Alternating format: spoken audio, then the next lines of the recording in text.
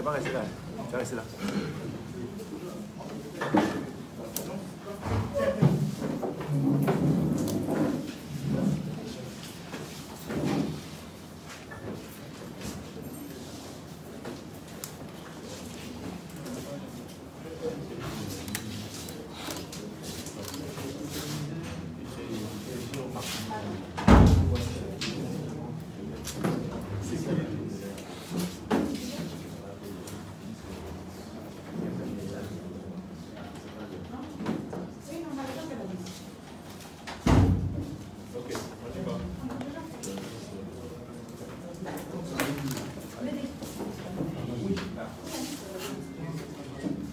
Mesdames et messieurs les journalistes, chers confrères, nous sommes là pour la conférence de ce jour avec Simone Ayuri, qui est la porte-parole du candidat Kakadou.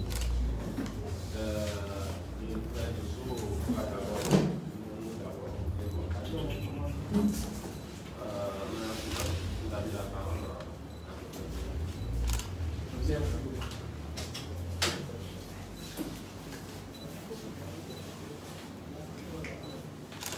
Mesdames, Mesdemoiselles et Messieurs de la presse nationale et internationale, Mesdames et Messieurs les divers médias, je voudrais, au nom du candidat Kwadio Kono et à mon nom personnel, vous souhaiter la bienvenue. Je vous adresse, au nom du comité de campagne, mes très sincères remerciements pour votre prompte présence qui nous comble et nous rassure sur l'importance que vous accordez à notre invitation. L'exercice qui nous réunit est primordial et capital. Annonciateur de notre vaste programme de campagne. 5 ans après sa première candidature, en ayant tiré toutes les leçons apprises et en ayant beaucoup consulté et écouté les populations sur le terrain, sachez que le programme de campagne et le projet de société repose sur une nouvelle offre politique destinée à répondre aux besoins, attentes, préoccupations et aspirations des populations qui n'ont que trop souffert depuis ces 20 dernières années. Il s'agit pour moi, ce matin, de vous informer que le candidat Kwadio Kono Bertin aura une adresse à la nation dans les tout prochains jours relativement au sujet brûlant de l'actualité. Il s'agit pour moi également de vous informer de la tenue de la cérémonie d'investiture prévue pour se tenir le dimanche 4 octobre 2020 au Palais de la Culture à la salle Anomongo à partir de 8 h.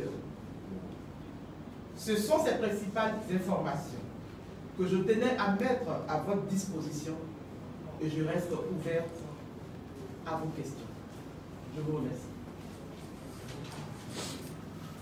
Mesdames et messieurs les journalistes, chers confrères, on va aller par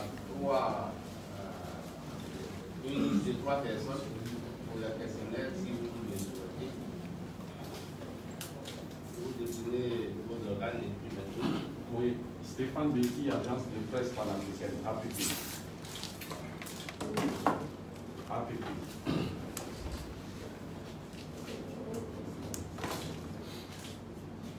Oui. Venance Aka pour le quotidien Inter. Venance Aka.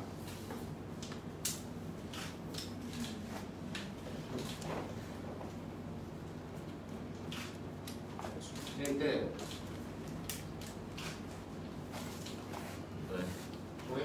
Jean-Marc Djadji, RTI. RTI. Jean-Marc Djadji.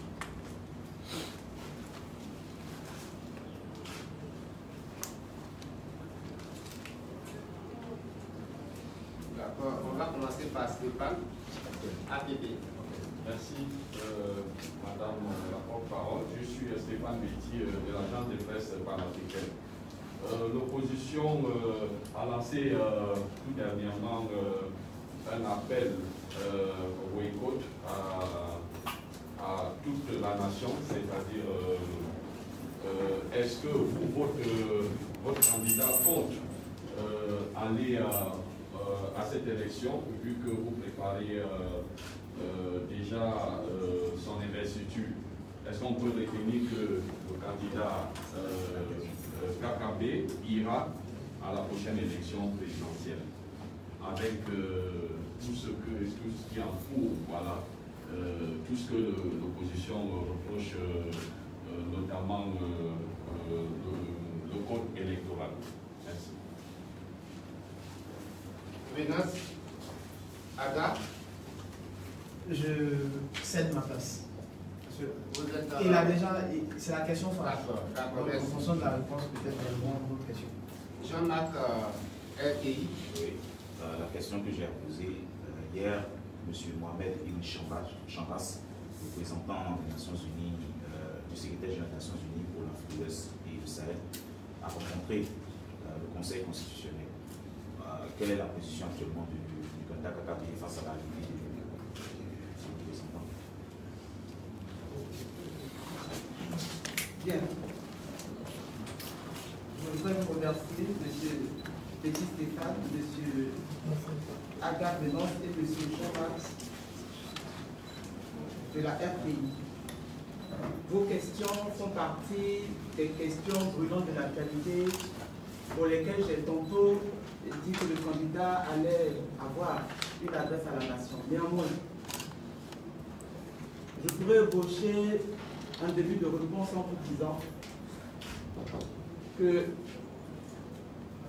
l'opposition qui s'est retrouvée à la direction du PDCI avait enregistré en son sein au moins un candidat déclaré à l'élection présidentielle, en l'occurrence M. Henri Colomb.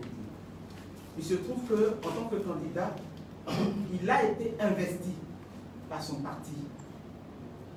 Et donc, le parallélisme est fort, vous ne pouvez pas demander au candidat Kwadwo Konon-Bertin de ne pas être investi par le peuple.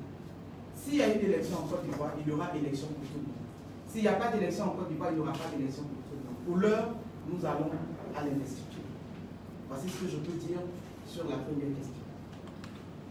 En ce qui concerne la rencontre de M. Ibn Chambas avec le Conseil constitutionnel, nous n'avons pas été donc informés donc, du contenu de leur rencontre en tant que telle.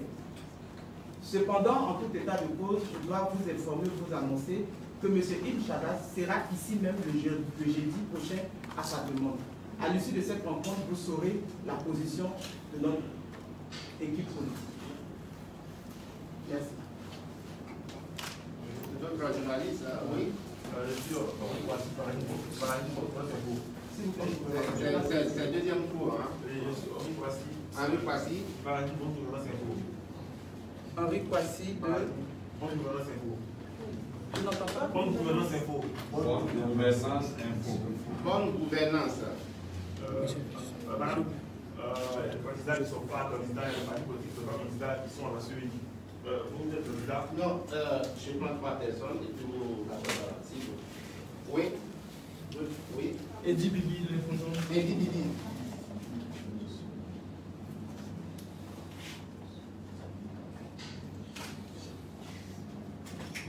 Votre organe? L'Infondon. Infodrome.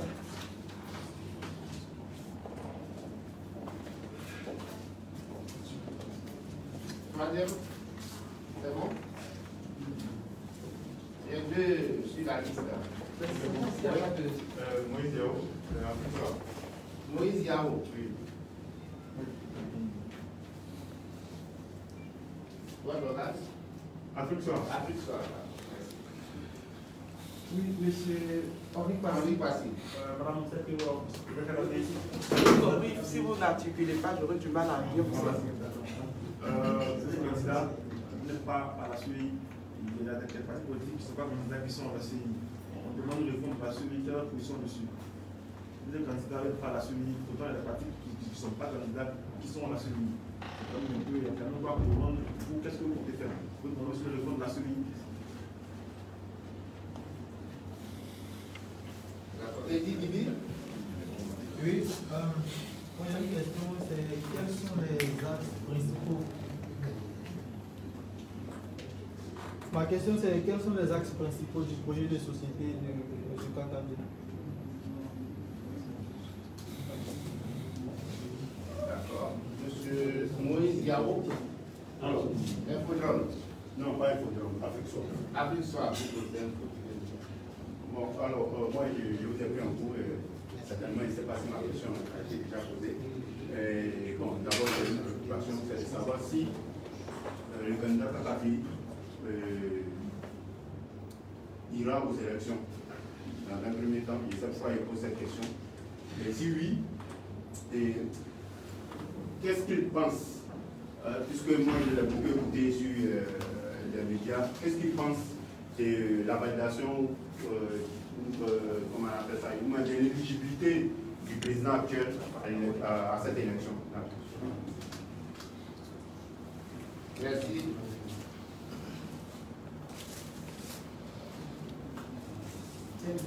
Merci, Monsieur Moïse Gao. Je vais commencer par votre dernière question.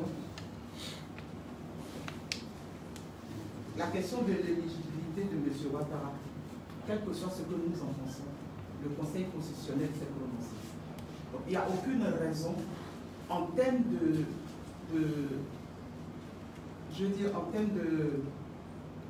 d'efficacité pour nous à revenir sur cette question.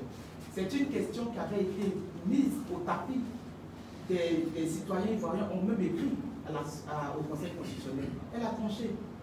Il n'y a aucune efficacité pour nous pendant que nous sommes en train de préparer notre campagne, pendant que nous sommes en train de chercher donc cette osmose avec le peuple ivoirien à revenir sur ces questions. Je pense que c'est des questions, on va dire, d'ordre sectoriel aujourd'hui. C'est-à-dire qui concernent le parti du candidat ou ceux à qui cela pose un problème. Nous n'avons plus à nous prononcer sur cette question puisque le Conseil constitutionnel l'a vidé. Maintenant, la suite du débat nous dira. Ira-t-il aux élections? Il est candidat. Il a fait acte de candidature. Kakabé a fait acte de candidature. Et il a été retenu. Sa candidature a été validée. Il n'y a pas de raison qu'il n'aille pas à cette élection. Comme je l'ai dit tantôt, si les conditions sont réunies pour que nous allions aux élections, nous irons tous. Si les conditions ne sont pas réunies, les conditions sécuritaires sont pas pour que nous n'allions pas aux élections, et bien c'est ensemble que nous irons pas. Mais pour l'instant, nous avons fait acte de candidature, notre candidature a été validée, nous préparons. Pour vous, quelles sont les conditions qui doivent être réunies pour aller à cette élection? Mais, dans ce cas, vous permettrez de revenir aux questions des autres, et certainement, puisque c'est un additif. Merci. Je ne reviendrai pas à vous. Le camarade Didi nous a demandé de décliner quelques axes principaux de notre projet de société. Nous allons d'abord faire un postulat. Depuis 20 ans, sinon 30 ans, nous avons une classe politique, une caste politique aux affaires en Côte d'Ivoire. Et cette caste politique évolue en faisant et en défaisant des alliances. Il y a simplement un repositionnement des hommes. Mais les mêmes se retrouvent tantôt au pouvoir dans une alliance, tantôt à l'opposition. Et ceci n'a que donné au peuple de Côte d'Ivoire, à chaque élection, de vivre des moments de douleur, des moments de violence. À l'approche de chaque élection, nous avons les mêmes contradictions. Nous avons les mêmes propositions qui finalement ne tournent plus sur un projet de société viable, mais sur des positionnements des hommes et des personnes.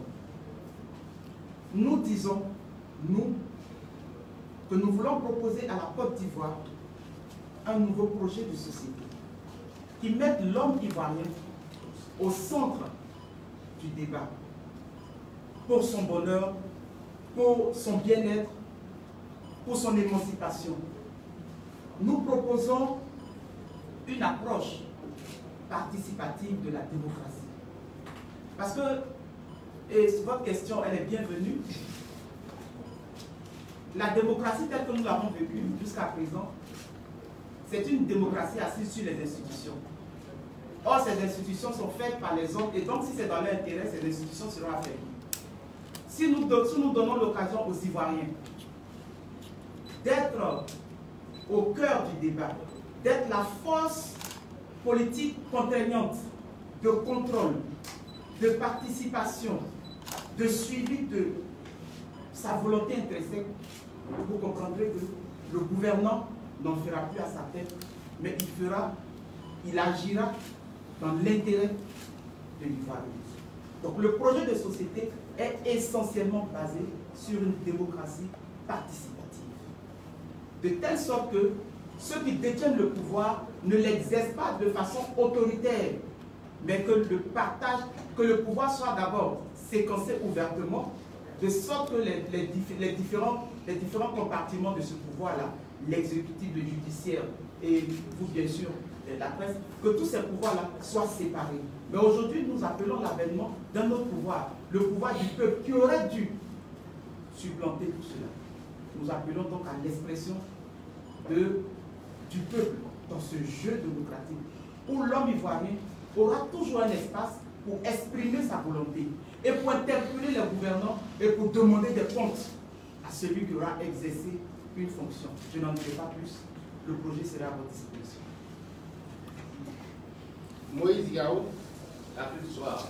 Alors, non, il y avait la question de Henri Kouassi sur notre présence, notre absence à la CEI. Vous voyez, malheureusement, et je l'ai dit tout à l'heure, à l'occasion donc de la question d'Edith, nous avons des institutions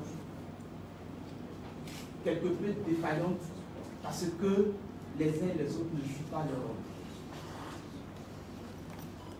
Si leur rôle était bien, je veux dire, était bien suivi,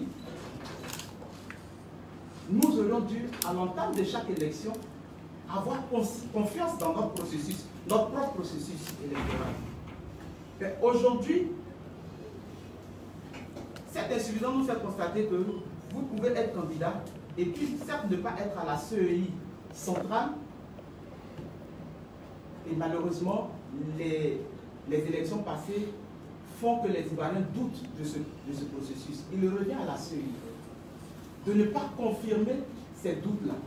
Il revient à la CEI de permettre au peuple ivoirien d'aller à une élection transparente, équitable, pour qu'à la fin du processus, le lendemain de l'élection, chaque Ivoirien puisse vaquer à ses occupations sans avoir peur d'un contentieux électoral. Mais si nous ne prenons pas aussi à cette élection, c'est pour dire que nous nous engageons, nous, à changer ces choses-là. Il faut que ça change. On peut être indépendant tout en ayant une place. Je n'ai pas envie d'indexer quelqu'un, mais suivez mon regard. Ce sont des dispositions qui ont été faites hier avec le concours de ceux qui aujourd'hui tordent le cou à ce processus. C'est pourquoi toute loi que nous faisons doit être dénuée de contingence personnelle. Il faudrait que les lois soient faites de sorte que le temps, les événements ne viennent pas greffer justement ces lois-là. Aussi sur cette question, je dis que nous avons déjà participé à une élection. L'expérience nous a montré, et nous en avons tiré les leçons, que le tout n'est pas forcément de détenir un appareil, mais le tout est de savoir comment s'organiser pour être présent à tous les niveaux. Et nous ferons en sorte d'être présents à tous les niveaux. C'est-à-dire depuis la base, c'est-à-dire le bureau de vote, jusqu'à la proclamation des résultats. Puis-je avoir une dernière série de questions? Oui. Adama Koulibaly, le jour plus. Le jour plus, Adama Koulibaly.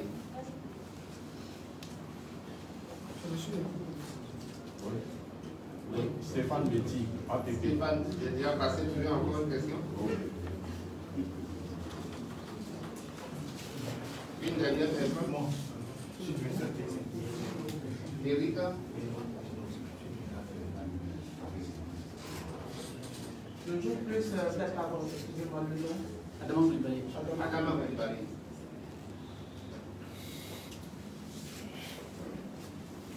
Après, à Stéphane. Je donne sa préoccupation de notre été à François. Merci madame la parole. Parlons de l'appel des Douali.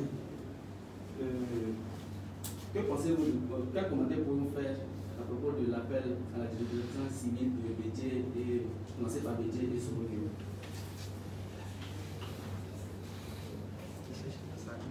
Stéphane. Madame la porte-parole, le candidat, que répondez-vous à ceux qui taxent votre candidat comme étant une marionnette du RHDP qui accompagne justement le président Alassane Ouattara pour espérer bénéficier quelques postes ministériels? Et quel commentaire faites-vous aussi sur les récentes violations, voilà, ce sont face aux populations qui ont manifesté contre le troisième mandat du président Alassane Ouattara? Merci. Erika Eno. Madame la Présidente, juste savoir les différentes articulations de cette journée 4, journée d'investiture. C'est possible.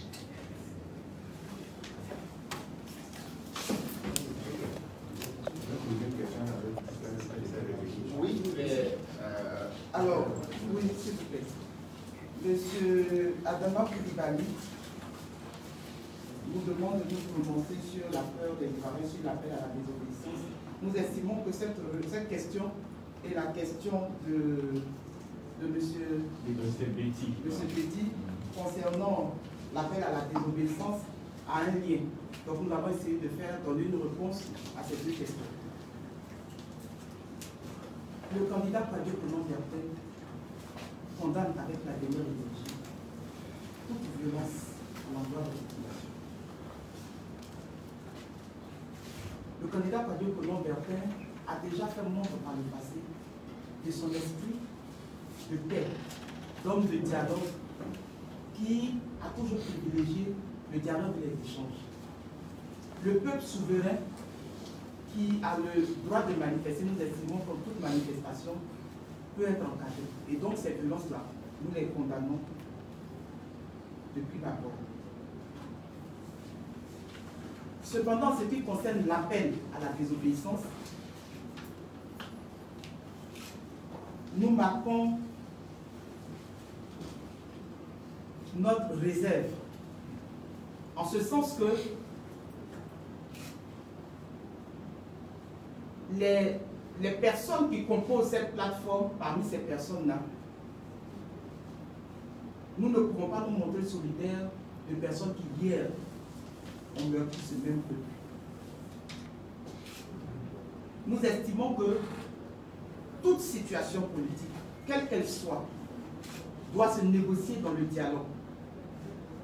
Et donc, cet appel à la désobéissance, s'il devait se solder par des victimes parmi le peuple ivoirien, ne peut pas être pour nous une réponse à la question politique. Nos partenaires internationaux, ceux même qui nous aident dans le financement de nos élections, sont en train d'initier des échanges, des concertations. Ce sont des pistes que nous devons emboutir et enrichir avec des propositions locales de dialogue. Nul n'a le monopole de la violence et espérer sortir grandi de cette violence. Le peuple sera toujours celui qui va payer le plus fort de la violence. Aussi, nous voulons inviter tous les acteurs politiques à la retenue et à mettre en priorité le dialogue. Nous enregistrons déjà une trentaine, une cinquantaine de morts, je ne sais pas, des structures, je veux dire les structures qui sont commises à faire l'inventaire de toute cette situation, notamment les structures sécuritaires, policières, de gendarmerie, pourront nous dire. Mais qu'est-ce que nous gagnons à chaque élection à nous retrouver dans des crises? Nous appelons le pouvoir à accepter la main tendue de négociation que la communauté internationale initie, et nous lançons également le même appel à l'opposition pour qu'en toute responsabilité, nous puissions nous parler pour le bien des enfants de notre pays. Voilà ce que nous pouvons dire sur cette question. En ce qui concerne donc les articulations de l'investiture du 4 octobre, je voudrais laisser la parole à M. Dosso, président du comité d'organisation, qui va vous enseigner le contenu. Alors, je voudrais vous remercier, Madame la porte-parole. J'ajoute seulement une petite information à votre endroit que la plateforme dont il est question ne nous associe à aucune négociation. Aucune négociation. Ce que Madame le disait tantôt, nous sommes prêts, ouverts au dialogue. Nous n'avons été associés, approchés pour aucune négociation. Vous comprendrez aisément notre position. En ce qui concerne la cérémonie d'investiture du dimanche 4 octobre à compter de 8 h au Palais de la Culture, qui en principe abrite 4000 places, mais les nombreux demandes qui nous parviennent nous donnent des estimations de 15 000 personnes attendues. Vous aurez une marée humaine depuis la gare républicaine jusqu'à la compagnie d'électricité, pour bonder de monde.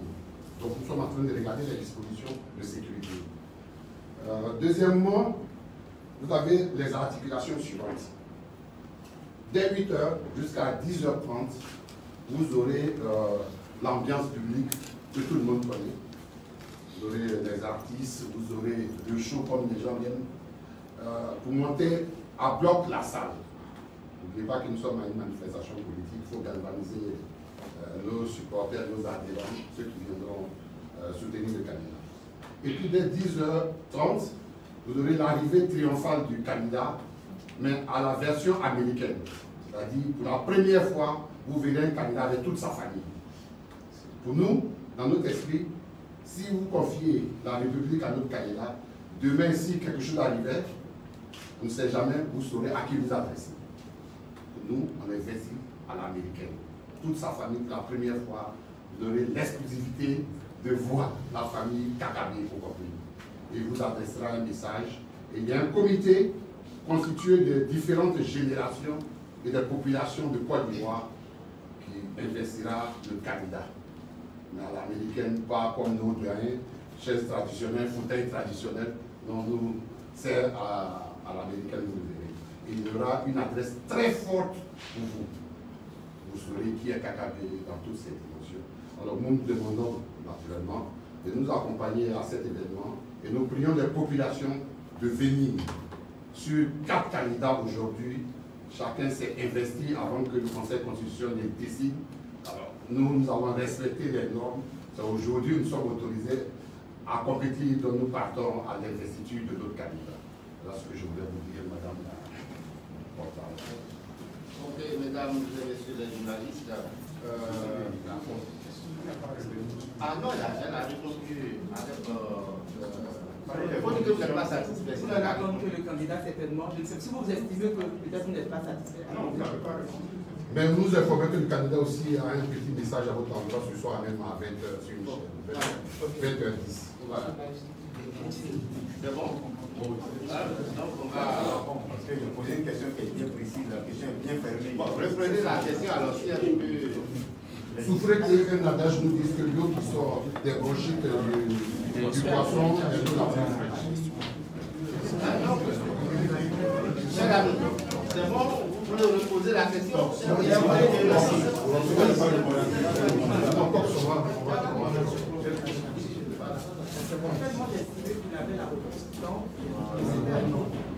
vous de tirer des conclusions. Ça va de sorte. Mesdames et messieurs, nous voulons encore une fois vous dire merci. Merci pour votre accompagnement. Merci pour votre présence. en période électorale, votre travail est d'autant plus accru que vous êtes aussi des avant-gardistes de la cohésion nationale. Ne l'oubliez pas. Vous, journalistes, vous êtes avant-gardistes de la cohésion nationale en donnant la bonne information. Parce qu'il y a beaucoup d'informations, mais la bonne information pour la trouver, elle est rare. Bonne journée à chacun. Je vous remercie.